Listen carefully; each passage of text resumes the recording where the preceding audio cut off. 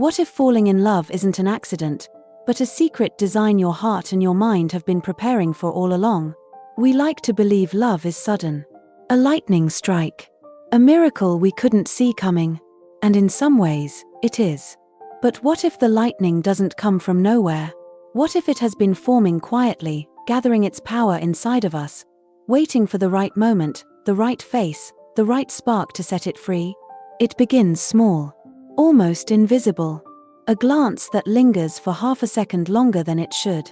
The way someone's laugh drifts across the room and, without knowing why, you find yourself smiling too.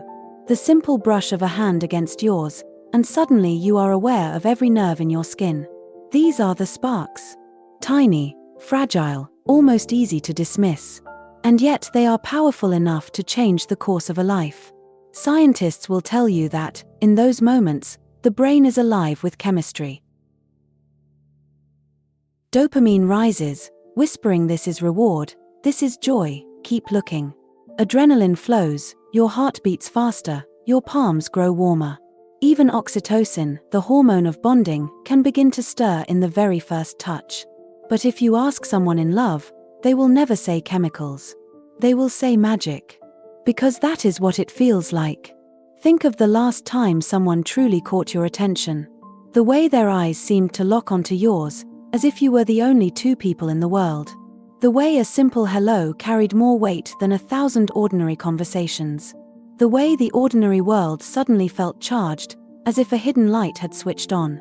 That is the spark. It is not loud, not always dramatic. It is often quiet, subtle, almost fragile. But once it arrives, it refuses to be ignored. And here is the mystery: sometimes the spark comes from something we can explain. A shared sense of humor. The familiar scent of someone's skin. A look that reminds you of a memory long forgotten. Other times, there is no reason at all. Just a pull. An invisible thread tying you to someone before you have even learned their name. Psychologists call it thin slicing. The mind's ability to make lightning-fast judgments in seconds. We see a face, hear a voice, notice a gesture, and instantly, we know whether our heart will open. It is unconscious, automatic, and yet it shapes everything. And then there are mirror neurons. Cells in the brain that echo what we see. When someone smiles at you, your neurons fire as if you are smiling too. When they laugh, something inside you laughs with them. This is why, in those first encounters, you might feel as though your body already knows theirs. As if two instruments have been tuned to the same note. Even scent plays its part. Invisible, subtle, primal. Studies show we are often drawn to those whose natural scent is most different from our own, an ancient signal that our genes would combine well. But science aside, all you notice is that being near them feels good, comforting, right? And so, the spark is both accident and design. It feels random, but beneath the surface it is guided by patterns older than memory. Your brain, your body, your very biology all conspiring to say, this one matters. But here is what makes it truly magical. Love can spark in 1,000 ways. In a crowded cafe, when two strangers lock eyes across the noise. On a train, when a laugh feels like sunlight. Even after years of knowing someone, when suddenly, without warning, you see them in a new light. And once it happens, everything shifts. Colors seem brighter. Time slows down. The ordinary becomes extraordinary. A simple walk, a shared coffee, a short conversation, suddenly these things feel sacred. This is why the spark matters. It is the doorway. The secret beginning of everything that follows. Without it, two people remain strangers. With it, the entire story of love can unfold. Perhaps you felt it. The sudden warmth in your chest. The quickening of your heartbeat. The sense that life has just tilted toward something new. And if you have, then you know no explanation will ever be enough. Because when the spark strikes, you don't think. You simply feel. Stendhal himself hinted at this beginning. Though he is best remembered for Crystallization, he knew that love always begins with something smaller. An instant of recognition. A seed planted in the soil of the heart. A spark, waiting to grow into flame. So tonight, as you listen, let yourself remember the sparks of your own life. The first look, the first laugh, the first touch that mattered. They may have lasted only a second, but in that second, your whole world changed. And this is the wonder of love. It doesn't ask for permission. It doesn't wait until we are ready. It arrives suddenly, silently, in the most ordinary moments and turns them into beginnings. If the spark is the doorway to love, then crystallization is the spell that keeps us walking deeper and deeper inside. The French writer Stendhal gave us this image almost 200 years ago. He said falling in love is like walking into a salt mine. You carry with you a bare branch, plain, ordinary, unremarkable. But as you step deeper into the mine, something extraordinary happens. Crystals begin to cling to the branch. At first a shimmer, then a sparkle, until finally, the branch is covered in dazzling diamonds. What was once simple and plain has become luminous. And this, Stendhal tells us, is what the mind does when we fall in love. We pick up something ordinary, a person among many, a face in a crowd, a voice that might otherwise pass unnoticed, and we begin to decorate it. Our imagination clings to them the way crystals cling to the branch. Suddenly, their smile isn't just a smile. It is the smile that lights up your world. Their laugh isn't just sound. It is music only you can hear. Their eyes are no longer eyes, they are constellations, maps of a universe you could spend eternity exploring. This is crystallization. The transformation of the ordinary into the extraordinary. Not because the person has changed, but because we have. Modern psychology confirms what Stendhal knew. When dopamine floods the brain, focus sharpens. We notice details we might otherwise ignore. The curve of a lip. The way someone tilts their head when they listen. The rhythm of their speech. Tiny things that, before, meant nothing now become everything. And the imagination joins in. We don't just see what is there. We see what could be. We project hopes, dreams, fantasies onto the beloved. They become, in our mind, the perfect companion, the missing piece, the one we have been waiting for. This is why, in the first stages of love, flaws seem invisible. Why we forgive mistakes so easily. Why we overlook contradictions.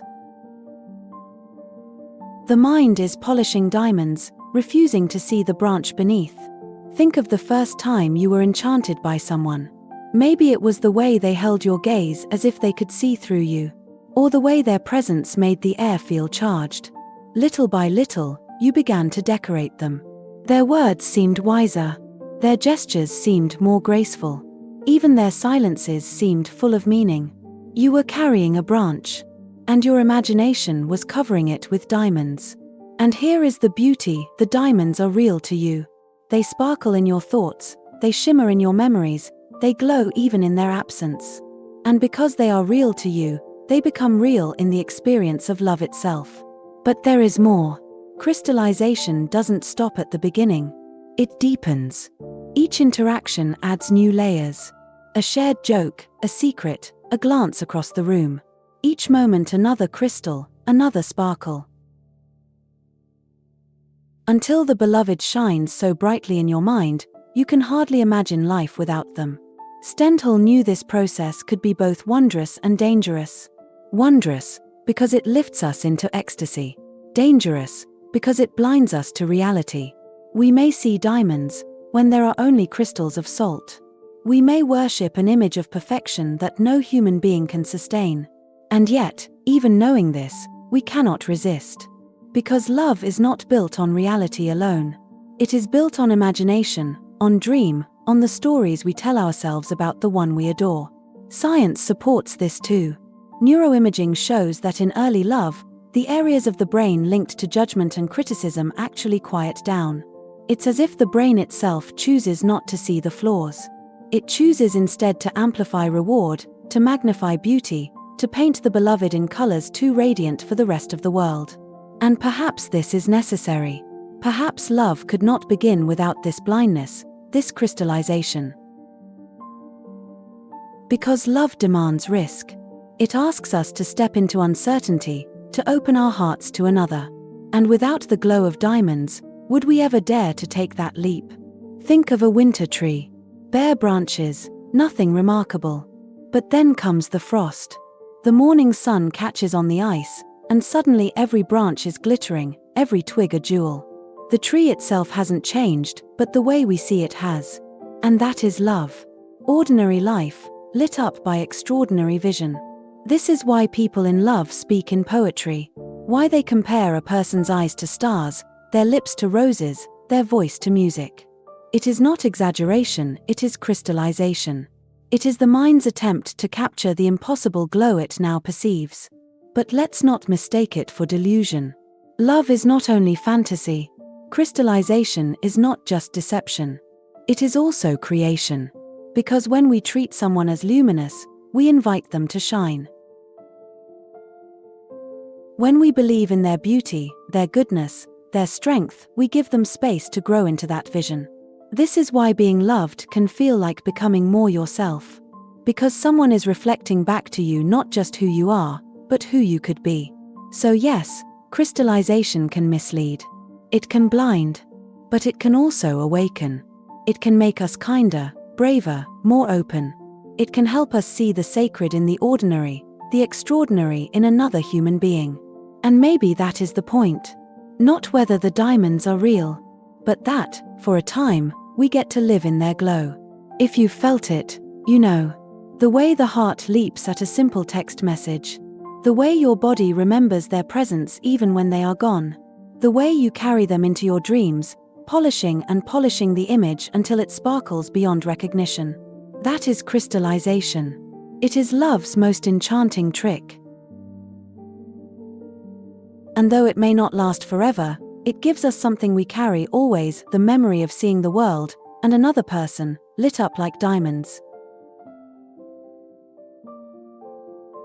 Stendhal believed love is not just one thing. It wears many faces, many disguises. And to truly understand how we fall in love, he gave us 4 different forms, 4 ways the heart can be captured.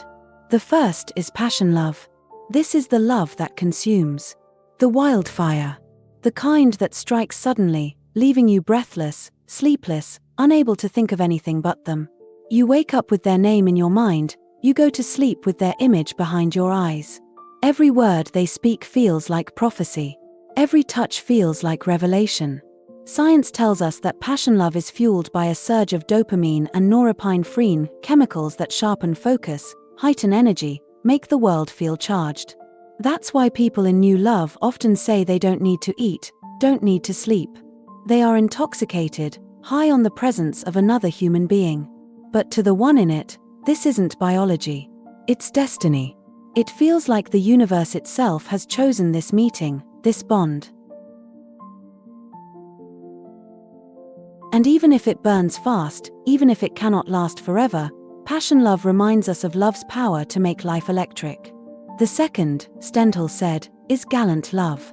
This is not the wildfire, it is the dance. The flirtation, the chase, the playful exchange of words and glances. Gallant love is about charm, about testing the waters, about the thrill of attraction without the weight of forever. In history, it lived in letters passed between lovers, in secret smiles at crowded banquets, in whispered compliments hidden behind fans. Today, it might be the late-night text, the inside joke, the spark that makes you lean just a little closer. Gallant love is light, playful, not as consuming as passion love. But it has its beauty. Because sometimes, the dance itself is enough. Sometimes, love begins in laughter, in the joy of simply being noticed, admired, seen. The third form is physical love. Desire, attraction, the magnetic pull of bodies. This is love that begins with touch, with chemistry, with the undeniable heat that sparks when 2 people draw near. For some, physical love is the beginning of everything else. It opens the door to passion, to bonding, to tenderness. For others, it exists on its own, an intimacy of the body without the deeper entanglement of the soul. Psychology tells us that physical attraction is shaped by countless factors: symmetry of the face, tone of the voice, even the way someone carries themselves across a room. But when you feel it, You don't measure, you don't analyze. You simply know. Your body leans forward. Your breath quickens. Something in you says yes. And then there is the fourth form, vanity love. The love that reflects us back to ourselves. The love that says, I am admired, therefore I must be worthy. It is not always pure, not always generous. But it is deeply human. Vanity love is the thrill of being desired, of being chosen, of being lifted by another's gaze.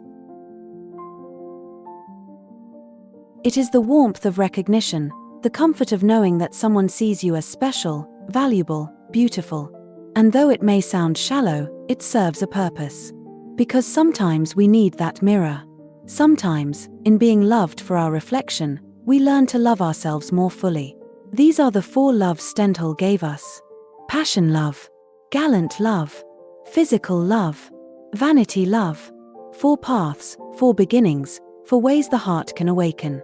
But here is where the story deepens. We rarely live in only one. Love is not so neat, not so separate. Often, these 4 intertwine, blending into a single experience.